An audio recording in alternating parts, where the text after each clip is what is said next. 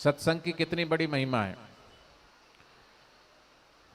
एक पत्नी को अपने पति से हमेशा शिकायत रहती है। वैसे तो हर पति को पत्नी से और पत्नी को पति से शिकायत तो रहती है नहीं रहती। पत्नी का मतलब ही है पति से रहे तनी तनी, उसकी जेब की खाली कर दे मनी मनी, उसी का नाम है पत्नी।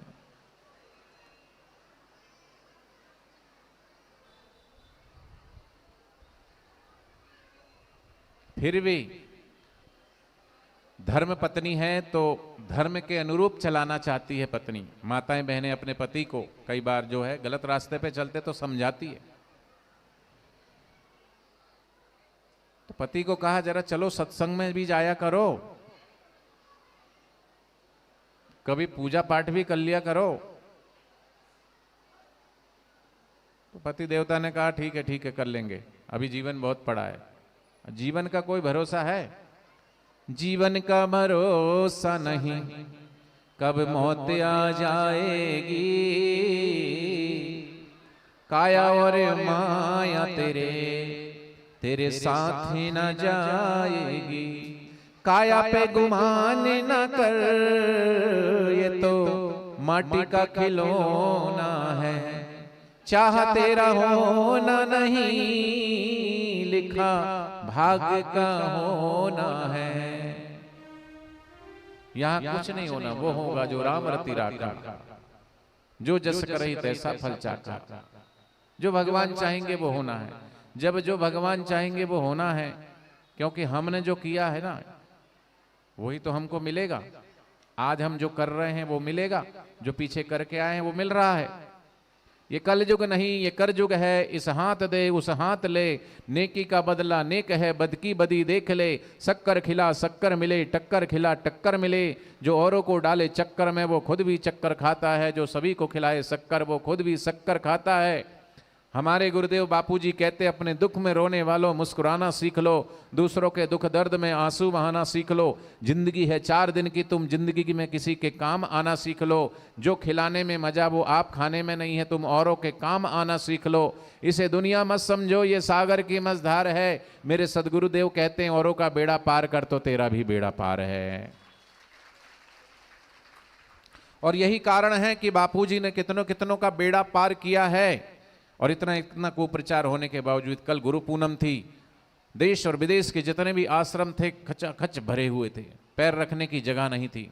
यहाँ इंदौर में आश्रम में विलावली तालाब के पास गौशाला है, गुरुकुल है, बच्चे वहाँ पढ़ते हैं, संस्कारवान बनते हैं। आप अपने बच्चों को महंगे महंगे स्कूलों में पढ़ाओ, कॉन्वेंट स्कूलों में पढ़ाओ, उसकी अपेक्षा बच्चों को गुरुकुलों में पढ़ाओ, जहाँ शिक्षा के साथ साथ संस्कार भी चाहिए। आज बच्चों के अंदर संस्कार नहीं है। माँ को कुछ नहीं समझते, पिता को कुछ नहीं समझते, बूढ़े दादा दादी नाना नानी को कुछ नहीं समझते। क्यों? आज सबसे बड़ा दुश्मन जो बन गया है ना बच्चों का, वो है इंटरनेट और मोबाइल। शास्त्र कहते हैं सुबह उठो तो 3 देवता देवी का दर्शन, 2 देवी और 1 भगवान। किस किस का? कि भगवान नारायण का दर्शन करें, माँ लक्ष्मी का दर्शन करें, माँ सरस्वती का दर्शन करें, गुरुदेव का दर्शन करें।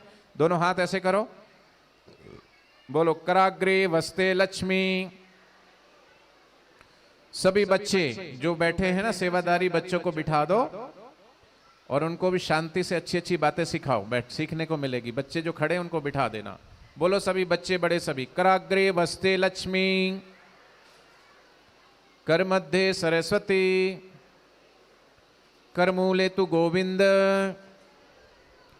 प्रभाते कर दर्शनम। फिर दोनों हाथों को रगड़ के अपनी आंखों पे लगाएं।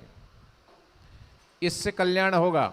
और करते क्या है आजकल की जनरेशन बड़े सब, सुबह कराग्रे वस्ते मोबाइलम, कर मध्य व्हाट्सअपम, कर मूले तु फेसबुकम, प्रभाते कर मोबाइल दर्शनम। मोबाइल दर्शन से कल्याण नहीं होगा। जैसा दृश्य देखोगे वैसे विचार उत्पन्न होते हैं। आजकल बच्चे, उनको मोबाइल एडिक्शन, मोबाइल की लत लग गई है। छोटे छोटे बच्चे, आंखों पे चश्मे लग गए, दिमाग कमजोर हो रहा है। खाने को क्या मिल रहा है? Chow mein, burger, pizza, Kurkure, fast food, junk food, ये खा रहे हैं। न घी है, न दूध है, न शुद्ध और सात्विक भोजन है। तो बच्चों का कैसे कल्याण होगा? इसलिए बापूजी बच्चों के लिए दिव्य बाल संस्कार खुलवाते हैं, क्या खाएं, कैसे खाएं, क्या करें, क्या ना करें, ये सब चीजें हमें सत्संग से प्राप्त होती है। तो पति को पत्नी ने कहा कि पति देवता सत्संग में जाया करो। तो एक दिन शनिवार की नाइट शिफ्ट ड्यूटी करके पति आया था घर। पति ने कहा कहाँ हो रहा सत्संग? आज तो खैर मंगलवार है ना, मंगलवार है ना, उस दिन रविवार था, शनिवार की शिफ्ट करके आया। बोले कहाँ हो रहा सत्संग? तो समझ लो टेकचंद धर्मशाला। बोले टेकचंद धर्मशाला इंदौर में। अच्छा, कितने बजे से है? तो सत्संग यहाँ पे 6 बजे से था, 5 बजे से है। तो वो भाई साहब तो 4 बजे ही आ गए। तो 4 बजे तो यहाँ व्यवस्था बन रही थी, एक ही व्यक्ति बैठा था, बिछायत बिछ गई, साउंड लग गया, सब व्यासपीठ बन गई। एक व्यक्ति एक ही बैठा था। वो आया, उसने देखा गेट पे एक व्यक्ति खड़ा, तिलक लगाया उसने, आओ जी आओ। अंदर आ गया तो एक व्यक्ति बैठ करके माला जप कर रहा था। हैं? भगवान के नाम का जप करना चाहिए। बोले महाराज मैं बड़ा बिजी रहता हूं, काम ही काम है, फुर्सत नहीं है भगवान का नाम लेने की। महाराज जी ने कहा मनुष्य जीवन मिला, कम से कम 10 माला तो कर लो, 1000 बार तो भगवान का नाम लेना ही चाहिए रोज। बोले महाराज ये तो बहुत ज्यादा है, कुछ कम करो ना। क्यों, तुम कपड़े की दुकान पे गए हो? कम करो ना।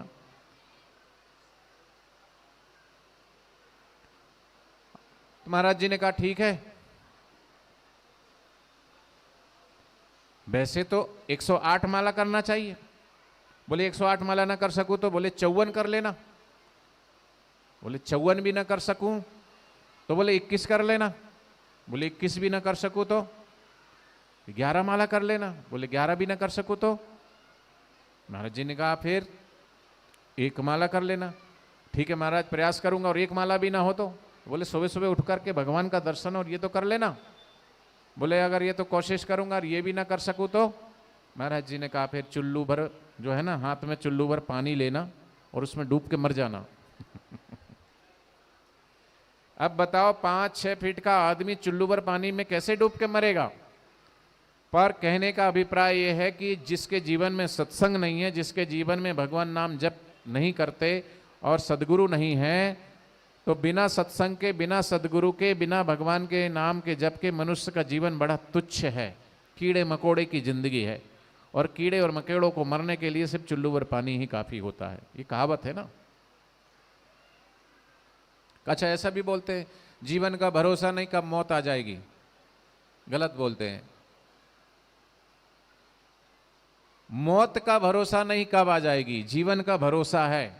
जीवन वो होता है जो मृत्यु के पहले भी था, अभी भी है, और मृत्यु के बाद भी जो रहता है वही शाश्वत जीवन है, पर उसको जानते नहीं।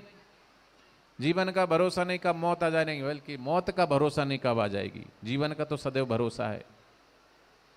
तो महाराज उसने कहा कि फिर आ गया, वो भगवान नाम जप कर रहा था, उसके पास बैठ गया। फिर उसका जप पूरा हुआ तो वो पानी वानी पीने गया, तो उसकी चद्दर बिछी थी उस पर वो लेट गया, क्योंकि नाइट शिफ्ट करके आया था, थका हुआ था, तो लेट गया, तो उसको नींद आ गई और सो रहा था। एक बार भगवान बुद्ध के सत्संग में भी एक व्यक्ति सो रहा था।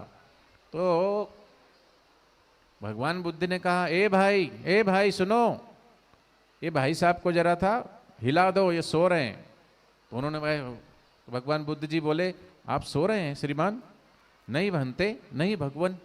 हाँ सीधे बैठो, सत्संग में आलस्य से नहीं, बड़े ध्यान से सुनना चाहिए, आलस्य नहीं। फिर थोड़ी देर सत्संग चला, फिर वो सोए, झोंके मारे। भगवान बुद्ध जी बोले ए भाई उनको जगाओ, वो सो रहे हैं क्या? फिर जगाए, ए भाई सो रहे हो? बोले नहीं भगवान, एक तो सो रहा ऊपर से झूठ बोल रहा। ऐसे 2-3 बार भगवान बुद्ध पूछते रहे। फिर थोड़ी देर बाद सत्संग चला, फिर सो गया वो। इस बार भगवान बुद्ध जी ने कहा भाई उसको उठाओ, उठाओ उसको। वो उठा। भगवान बुद्ध बोले ए भाई जिंदे हो क्या? बोले नहीं भगवान।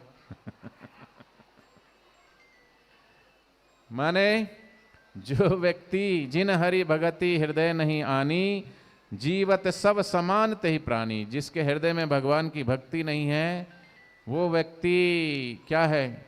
जीवत सब समान ते ही प्राणी, वो तो जीते जी मुर्दा है। इसलिए जीवन में सत्संग बहुत जरूरी। तो वो व्यक्ति जो है सोया था, नाइट शिफ्ट करके आया और नाइट शिफ्ट करके लेटा लेटा सो गया। अब धीरे धीरे संगत आई, सत्संग शुरू हो गया। जैसे हम आ गए सत्संग शुरू हो गया, इतनी भीड़ आ गई। सत्संग के बाद भंडारा भी हुआ, यहाँ पे भी होगा। लोग संगत भोजन इत्यादि करके चले भी गई। तो ये तो पूरी नींद वींद करके उठा, देखा पंडाल पूरा खाली, कोई था नहीं। वही व्यक्ति बैठ के उसका इंतजार कर रहा था। वो उठा तो उसको देख रहा, बोले भाई साहब सत्संग नहीं हुआ क्या? आज सत्संग था ना यहाँ। बोले महाराज सत्संग तो हो गया और लोग सत्संग सुन के भंडारा खा के अपने घर भी चले गए। अच्छा। तो जब ये व्यक्ति आया था गेट पे तो उसका आगता स्वागता हुआ था, तिलक लगाया था, कहा था भाई आओ। फिर इसके पास ये खड़ा था तो इसने कह दिया था बैठो। अब सब चले गए, ये अकेला बैठा है। तो इसने भी उससे पूछा कि अब मैं क्या करूं और तुम क्यों नहीं गए, सब चले गए तो? बोले मैं इसलिए नहीं गया कि जिस चादर पे तुम सोए हो वो चादर मेरी है, तुम चादर दो तो मैं जाऊं। तो उसने तो उसको चादर दी, तो वो चला गया। उसने पूछा मैं क्या करूं? बोले तुम भी जाओ घर, अगली बार आना, फिर ऐसा मौका चूकना नहीं। ए मुसाफिर उठ जाग मुसाफिर, भोर भई अब रैन कहाँ, जो सोवत है, जो सोवत है वो खोवत है, जो जागत है सो पावत है। सुख नींद से अखिया खोल जरा और अपने प्रभु का ध्यान धर। ये प्रीत करण की रीत नहीं प्रभु, जागत है तू सोवत है। जो कल करना है आज कर ले, जो आज करना है अब कर ले। जब चिड़िया ने चुग खेत गई फिर पछताए का होवत है। जाओ घर जाओ, अगली बार आना समय पे। ठीक है महाराज। वो तो चला गया। इधर पत्नी इंतजार कर रही थी कि आज हमारे पति देवता सत्संग में गए, बड़ी खुश थी। उसको नहीं आना था, पति को भेजा था। तो इंतजार कर रही थी कि 2 वचन पति सुन के आए हैं, हमें भी सुनाएंगे। पत्नी ने कहा क्या सुन के आए? अब सुन के जाता तो कुछ बताता ना। बोले हम क्या सुन के आए, हाँ वो ज्यादा नहीं सुने, हम कुछ सार सार सुन के आए। तो बोले सार सार ही सुना दो। सार सार ये सुने हम, पहले वचन हम सुने कि आओ, क्या सुने? दूसरा वचन हमें सुने बैठो और तीसरा वचन हम ये सुने कि जाओ। पत्नी ने सोचा ये कोई सत्संग है, आओ बैठो और जाओ। पर पत्नी समझदार थी। समझदार पत्नी युक्ति से मुक्ति दिलाती है। पत्नी ने सोचा बोला तो गया पहली बार, और इसमें भी अगर इसको सुना दूंगी कि ये कोई तुम सत्संग सुन के आए हो और कुछ ज्ञान दूंगी तो अहंकारी तो है, फिर ये आज तो गया फिर दोबारा कभी जाएगा भी नहीं।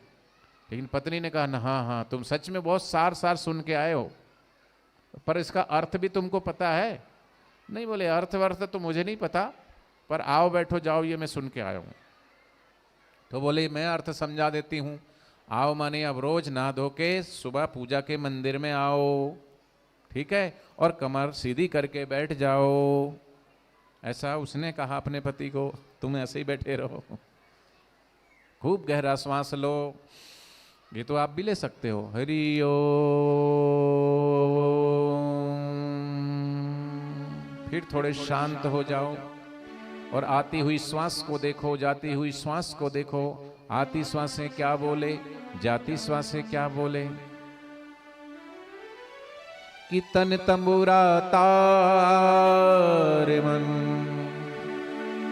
जीवन है एक साज, हरि के हाथों बज रहा, हरि की है आवाज। ये तंबूरा क्या बोल रहा है? ये तन रूपी तंबूरा, मन रूपी तार, इसमें भी मधुर संगीत चल रहा है। कि आती श्वासें क्या बोले, कभी सुनना ध्यान से।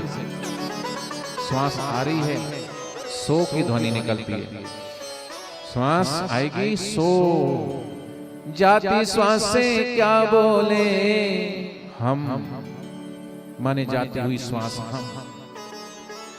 आती श्वासें सो बोले, जाती श्वासें हम बोले।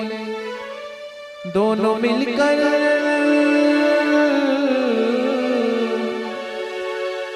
दोनों मिलकर सोहम सोहम सोहम बोले, तंबूरा क्या बोले रे। जरा शांत होके जरा सुनो। पत्नी ने युक्ति सिखा दी कि ऐसे बैठो, आओ बैठो, और फिर इस तरीके से आप थोड़े ध्यानस्थ होंगे तो आप भी उसी आनंद में, परम आनंद में डूब जाओगे।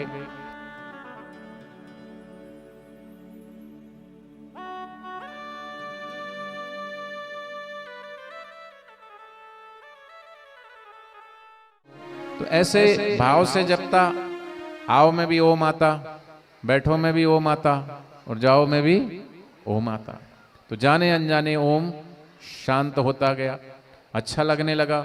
और मन का एक स्वभाव है कि जो उसे अच्छा लगता है बार बार उधर ही जाता है, ये तो सबका अनुभव है ना। तो बार बार जपने लगा, जब भी समय मिलता तो जपता। ऐसे एक दिन बीता, 2 दिन बीता, तीसरे दिन रात को वो सोने के लिए गया और जपते जपते सो गया। आधी रात को 2-2:30 बज रहे होंगे, मई जून का महीना था। अचानक लाइट चली गई, पंखा बंद हो गया। पंखा बंद हुआ, पत्नी तो सो रही थी, बच्चे भी सो रहे थे, ये बंदा जाग गया, इसकी नींद खुल गई गर्मी के कारण। तो इसने सोचा अब क्या करें, चलो माला निकालो, और फिर जपने लगा। आप भी जपना जरा। पहला क्या था, आओ, दूसरा बैठो, और तीसरा जाओ। बड़े भाव से जपता जपता जपता आधी माला हुई। रात के 2-2:30 बजे थे, तभी घर में चोर ने प्रवेश किया। और जैसे ही घर में चोर प्रवेश करता है, इसके मुंह से मंत्र निकलता है, आओ। चोर वहीं रुक गया। चोर ने सोचा कि ये तो अंधेरा है, और महाराज ये इसकी तो आंख भी बंद है, और ये माला जप रहा है, और बंद आंखों से मुझे देख पा रहा है। ओहो, ये तो कोई ज्ञानी है, ये तो त्रिकाल ज्ञानी है, जो अंधेरे में और बंद आंखों से मुझे देख सकता है। वो देख ही नहीं सकता, मुझे तो कह रहा है आओ। थोड़ा आगे बढ़ा, सोच ही रहा था, तभी इसका मंत्र का दूसरा अक्षर मुंह से निकला, बैठो। अरे ये तो मुझे बैठने के लिए भी बोल रहे हैं, मानो ये साक्षात त्रिकाल ज्ञानी है। मैं किसी गलत जगह पर आ गया चोरी करने के लिए। अब जब ये मुझे अंधेरे में देख सकते हैं और आने के लिए कह सकते हैं, बैठने के लिए भी कह सकते हैं, तो इनको ये भी पता मैं पीछे कहाँ से आ रहा हूँ और क्या क्या माल उड़ा के लाया हूँ, कहाँ से क्या लाया हूँ। भलाई मेरी इसी में है कि जो लाया हूँ वो यहीं रख करके, इनकी आंख खुल गई और इन्होंने पुलिस को बुला लिया, तो इसलिए भलाई इसी में कि अभी जो कुछ लाया हूँ यहीं रख के और यहाँ से जल्दी से भाग जाऊँ। फटाफट जेब में से निकाला ही, रखा ही था, तभी इसके मुंह से निकला, जाओ।